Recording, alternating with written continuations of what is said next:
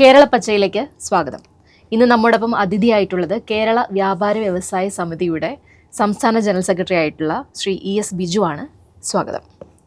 ഏതാണ്ട് ഒരു പതിറ്റാണ്ടോളമായിട്ട് കേരള വ്യാപാര വ്യവസായ സമിതിയുടെ സംസ്ഥാന ജനറൽ സെക്രട്ടറിയായി താങ്കൾ പ്രവർത്തിച്ചു വരികയാണ്.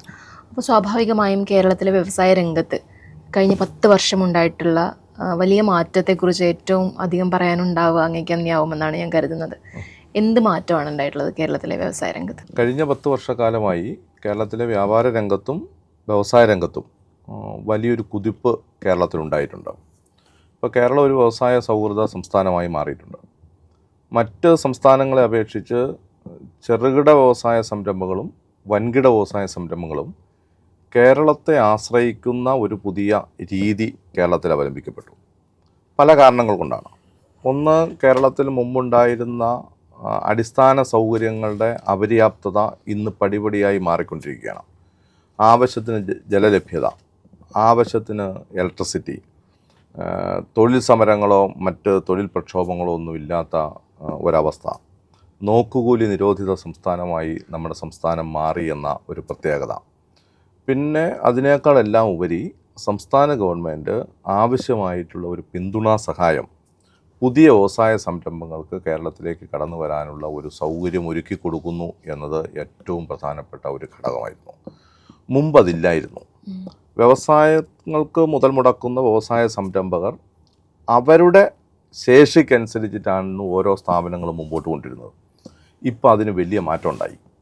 സർക്കാരിൻ്റെ ഒരു പിന്തുണ, അവർക്ക് ആവശ്യമായിട്ടുള്ള ഭൗതിക പശ്ചാത്തല സൗകര്യങ്ങൾ ഒരുക്കാൻ ഗവൺമെൻറ്റിൻ്റെ സഹായം, മാത്രവുമല്ല വ്യവസായ സംരംഭകർക്കുള്ള ഒരു പ്രധാനപ്പെട്ട മുമ്പുണ്ടായിരുന്ന ഒരു പ്രതിസന്ധി എന്ന് പറയുന്നത്, അത് ഏതു തരത്തിലുള്ള വ്യവസായ സംരംഭമാണേലും അവർ ഉൽപ്പാദിപ്പിക്കപ്പെടുന്ന ഉൽപ്പന്നത്തിൻ്റെ വിപണിയെ സംബന്ധിച്ച് വലിയ ആശങ്ക ഉണ്ടായിരുന്നു.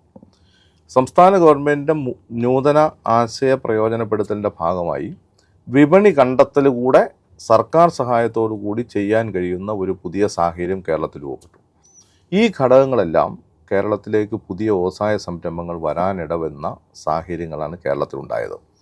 അതിൻ്റെ ഭാഗമായി ഒട്ടേറെ സ്ഥാപനങ്ങൾ വന്നുവെന്ന് മാത്രമല്ല, 10,000 വരുന്ന തൊഴിലവസരങ്ങൾ കേരളത്തിലുണ്ടായി. ഇപ്പോൾ നീതി ആയോഗിൻ്റെ കണക്ക് പ്രകാരം ഏറ്റവും കൂടുതൽ സ്റ്റാർട്ടപ്പ് ബിസിനസ്സുകൾ ആരംഭിച്ച ഇന്ത്യയിലെ സംസ്ഥാനം ഏതെന്ന് ചോദിച്ചാൽ കേരളം നമ്പർ 1 എന്ന നിലയിലെത്തി. വ്യവസായ സൗഹൃദ സംസ്ഥാനം ഏതെന്ന് ചോദിച്ചാൽ കേരളം എന്ന നിലയിലെത്തി. അപ്പോൾ അങ്ങനെ ഒരു പുതിയ മാറ്റം കേരളത്തിലേക്ക് വന്നു. അത് ചെറുകിട വ്യവസായങ്ങൾക്ക് മാത്രമല്ല, വൻകിട പദ്ധതികൾ കേരളത്തിൽ ആരംഭിക്കുന്ന ഒരു സാഹചര്യം ഉണ്ടായി. മുമ്പ് ഇൻഡസ്ട്രിയൽ എസ്റ്റേറ്റുകൾ, കേരളത്തിൽ ഒട്ടേറെ ഇൻഡസ്ട്രിയൽ എസ്റ്റേറ്റുകൾ വളരെ കാലങ്ങളായി കേരളത്തിൽ നിലനിൽക്കുന്നുണ്ട്. പല ഇൻഡസ്ട്രിയൽ എസ്റ്റേറ്റുകളിലും സ്ഥലവും കെട്ടിടങ്ങളും വെറുതെ കിടക്കുമായിരുന്നു. ഇപ്പം കേരളത്തിലെ ഭൂരിപക്ഷം വരുന്ന ഇൻഡസ്ട്രിയൽ എസ്റ്റേറ്റുകളിലും അങ്ങനെ തരിശായി കിടക്കുന്ന കെട്ടിടങ്ങളോ സ്ഥലമോ ഇല്ലാത്തൊരവസ്ഥയിലേക്ക് വന്നു. അവിടെയെല്ലാം പുതിയ സംരംഭങ്ങൾ വരുന്നു. സംരംഭകർക്കുള്ള സഹായങ്ങൾ ഗവൺമെൻറ്റിൻ്റെ പ്രാദേശിക ഭരണകൂടങ്ങളുടെ ഇൻഡസ്ട്രിയൽ ഡിപ്പാർട്ട്മെൻറ്റിൻ്റെ ഭാഗത്ത് വരുന്നു. അപ്പോൾ അത് വ്യവസായങ്ങളുടെ ഈ കടന്നുവരവിനെ വലിയ രീതിയിൽ സഹായിച്ചിട്ടുണ്ട്. വാണിജ്യ മേഖലയിലേക്ക് നമ്മൾ പോയി കഴിഞ്ഞാൽ, വാണിജ്യ മേഖലയിൽ ചില പ്രതിസന്ധികൾ ഇപ്പം നിൽക്കുന്നുണ്ട്. ആ പ്രതിസന്ധികളുടെ പ്രധാനപ്പെട്ട കാരണങ്ങൾ അല്ലെ ഘടകങ്ങളെന്ന് പറയുന്നത്, ഒന്ന്, വൻകിട ശ്രേണിയിൽപ്പെട്ടിട്ടുള്ള വൻകിട മാളുകളുടെ ഒരു കടന്നുവരവുണ്ട്. വഴിയോര കച്ചവടത്തിൻ്റെ ഒരു പുതിയ തലം വന്നിട്ടുണ്ട്. ഇതിനേക്കാൾ എല്ലാം ഉപരി ഓൺലൈൻ വ്യാപാരം വർദ്ധിതമാകുന്ന രീതിയിൽ കേരളത്തിൽ വരുന്നൊരു സ്ഥിതിവിശേഷം വരുന്നു. അത് കേരളത്തിൽ മാത്രമല്ല, ലോകത്താകെയും നമ്മുടെ രാജ്യത്തിൻ്റെ വിവിധ മേഖലകളിലുമെല്ലാം ഓൺലൈൻ വ്യാപാരം വരുന്നുണ്ട്. പുതിയ സാങ്കേതിക വിദ്യയുടെ ഭാഗമായി അത്തരം സംവിധാനങ്ങൾ വരുന്നതിനെ ഒന്നും നമുക്ക് എതിർത്തുകൊണ്ട് പോകാൻ കഴിയില്ല. പക്ഷേ നമ്മുടെ ക്രയശേഷി വ്യാപാരികൾ വിനിയോഗിച്ചിരുന്നത് നമ്മുടെ മാർക്കറ്റുകളിലാണ്.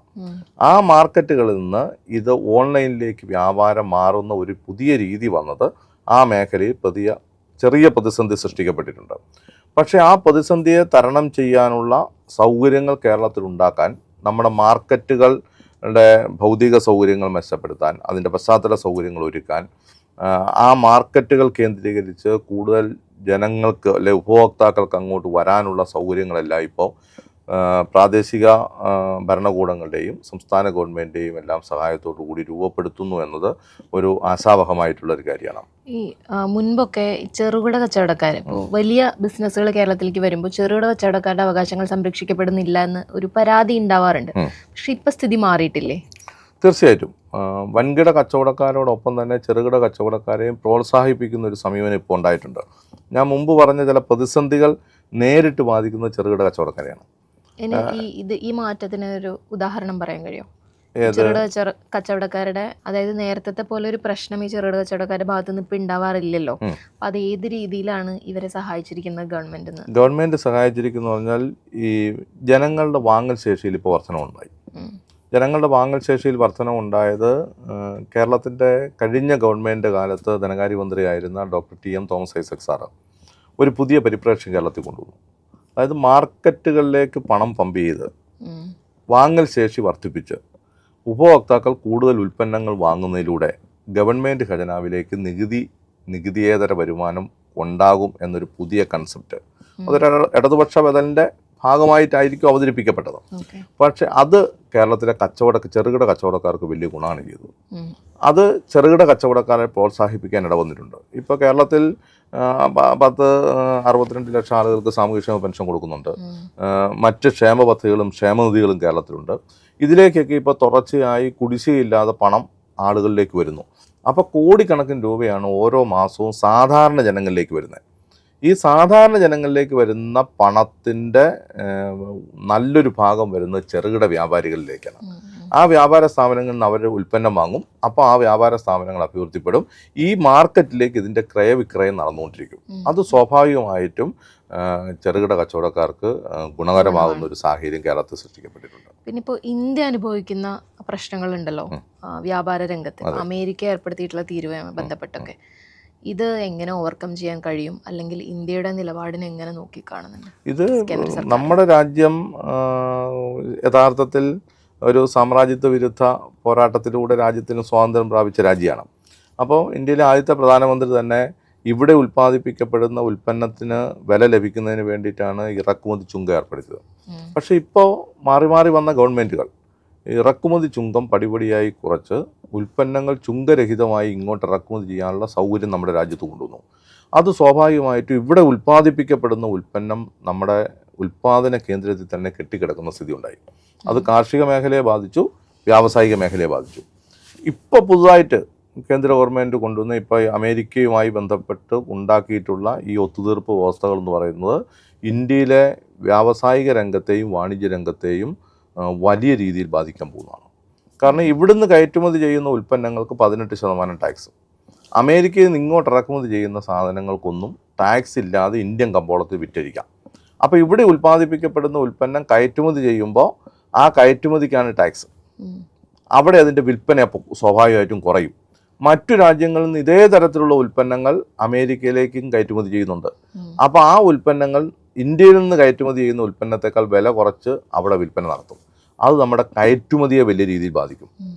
ഇറക്കുമതിക്ക് സുഗമമായി കൊണ്ടുവരാൻ കഴിയുന്ന ഒരു സാഹചര്യം വരുമ്പോൾ ഇവിടെ ഉൽപ്പാദിപ്പിക്കപ്പെടുന്ന ഉൽപ്പന്നത്തെക്കാൾ മെച്ചപ്പെട്ട ഉൽപ്പന്നമോ അല്ലെങ്കിൽ അതേ തരത്തിലുള്ള ഉൽപ്പന്നം അമേരിക്കയിൽ നിന്ന് ഇങ്ങോട്ട് വരുമ്പോൾ സ്വാഭാവികമായിട്ട് ഇവിടെ ഉൽപ്പാദിപ്പിക്കപ്പെടുന്ന ഉൽപ്പന്നത്തെക്കാൾ ചിലപ്പോൾ അതേ വിലയ്ക്കോ അതിനേക്കാൾ കുറഞ്ഞ വിലയ്ക്കോ ഇവിടെ വിൽപ്പന നടത്തും. അതും ഇവിടുത്തെ വ്യവസായത്തെ പ്രതിസന്ധിയിലെത്തിക്കും. അതൊരു പ്രധാനപ്പെട്ട ഘടകമായി നമ്മുടെ മുമ്പിലുണ്ട്. ഇപ്പോൾ ഈ ആസിയാൻ രാജ്യങ്ങളുമായിട്ടുണ്ടാക്കിയ കരാറിൻ്റെ ഭാഗമായിട്ടാണ് കാർഷിക മേഖലയിൽ പ്രതിസന്ധി ഉണ്ടായത്. ആ കാർഷിക മേഖലയിൽ ഉണ്ടായിട്ടുള്ള പ്രതിസന്ധി അതേ രൂപത്തിൽ ഇനി വ്യാവസായിക മേഖലയിൽ വരികയാണ്. അതുകൊണ്ടാണ് ഇപ്പോൾ ഞങ്ങൾ വ്യാപാരി വ്യവസായ സമിതി അടക്കമുള്ള കേരളത്തിലെ പ്രധാനപ്പെട്ട വ്യാപാര സംഘടനകളും വ്യവസായ സംഘടനകളും എല്ലാം ഫോറിൻ ഡയറക്റ്റ് ഇൻവെസ്റ്റ്മെൻറ്റിനെതിരായിട്ടുള്ള ശക്തമായിട്ടുള്ള നിലപാട് വളരെ നേരത്തെ തന്നെ സ്വീകരിച്ചിട്ടുള്ളത്. അത് സ്വാഭാവികമായിട്ടും ഇന്ത്യയിലെ കച്ചവട മേഖലയെയും വ്യാവസായിക മേഖലയെയും ബാധിക്കും ഈ ഒത്തുതീർപ്പ് വ്യവസ്ഥകൾ. നമുക്ക് കേരളത്തിലേക്ക് വന്നാൽ ഇപ്പോൾ കേരളത്തിൽ ഹൈവേയുടെ സ്ഥലമേറ്റെടുപ്പുമായൊക്കെ ബന്ധപ്പെട്ട് കച്ചവടക്കാരെ പൂർണ്ണമായും സംതൃപ്തിപ്പെടുത്താൻ കഴിഞ്ഞിട്ടില്ലേ? എന്താണ് അതിനെക്കുറിച്ച് പറയുക? കച്ചവടക്കാർക്ക് ഹൈവേ വികസനം കേരളത്തിൽ ഒരു ജനസാന്ദ്രതയുള്ള സംസ്ഥാനമാണ് കേരളം. കേരളത്തിൻ്റെ ഒരു പ്രത്യേകത എന്ന് പറയുന്നത് വഴിയോരങ്ങളാണ് വ്യാപാര സ്ഥാപനങ്ങൾ. മറ്റ് സംസ്ഥാനങ്ങളിലോ മറ്റു രാജ്യങ്ങളിലോ ഇല്ലാത്തൊരു പ്രത്യേകതയാണ് ജനസാന്ദ്രത കൂടുതലുള്ള ഒരു സംസ്ഥാനം എന്ന നിലയിൽ കേരളത്തിലുള്ളത്. ഇപ്പോൾ ഒരു പുതിയ വഴി വെട്ടിയാൽ ആ വഴി സൈഡിലെല്ലാം കടകൾ വരും, ഏതെങ്കിലുമൊക്കെ സംരംഭങ്ങൾ വരും. സ്വാഭാവികമായിട്ടും ആ വഴിയുടെ വൈഡനിങ് ഭാവിയിൽ അല്ലെങ്കിൽ ഇപ്പോൾ വർത്തമാനഘട്ടത്തിൽ നമുക്ക് ആവശ്യവുമാണ്. ഹൈവേ വികസിക്കരുതെന്ന് നമുക്ക് പറയാൻ പറ്റത്തില്ല. ഇപ്പോൾ കാസർഗോഡ് മുതൽ തിരുവനന്തപുരം വരെ ഹൈവേ വികസിപ്പിക്കുന്നുണ്ട്. 45 മീറ്റർ വീതിയിലാക്കുമ്പോൾ സ്വാഭാവികമായിട്ടും പല ടൗണുകളും ഒഴിവാക്കപ്പെടും. പല ടൗണിലെയും അല്ലെങ്കിൽ ആ ഹൈവേയുടെ സൈഡിലുള്ള പല വ്യാപാര സ്ഥാപനങ്ങളും ഒഴിപ്പിക്കപ്പെടും.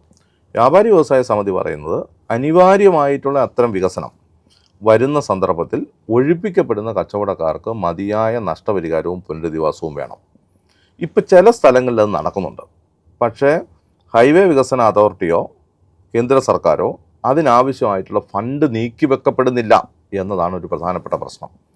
കെട്ടിട ഉടമയ്ക്കും സ്ഥല ഉടമയ്ക്കും പൈസ കൊടുക്കുന്നുണ്ട്, അതിലാർക്കും തടസ്സമില്ല. കേന്ദ്രത്തിന്റെ ഉത്തരവാദിത്തമാണല്ലോ ഇത്. തീർച്ചയായിട്ടും സ്ഥല ഉടമയ്ക്കും കെട്ടിട ഉടമയ്ക്കും പണം കൊടുക്കുന്നു. വാടകയ്ക്കിരിക്കുന്ന വാടകക്കാർക്ക് ഒരു പൈസയും കിട്ടുന്നില്ല. ഇതാണ് പ്രശ്നം. ഇപ്പം വ്യാപാരി സമിതിയുടെ തന്നെ കണ്ണൂർ ജില്ലാ കമ്മിറ്റി കേരള ഹൈക്കോടതിയിൽ പോയിട്ട് വിധി സമ്പാദിച്ചിട്ടാണ് ഇപ്പോൾ അവർക്ക് 2 ലക്ഷം രൂപ വരെ നഷ്ടപരിഹാരത്തിനുള്ള അർഹത നേടിയിട്ടുള്ളത്. അത് കോടതിയിൽ പോയിട്ടുള്ള കച്ചവടക്കാർക്ക് മാത്രമേ കിട്ടുന്നുള്ളൂ.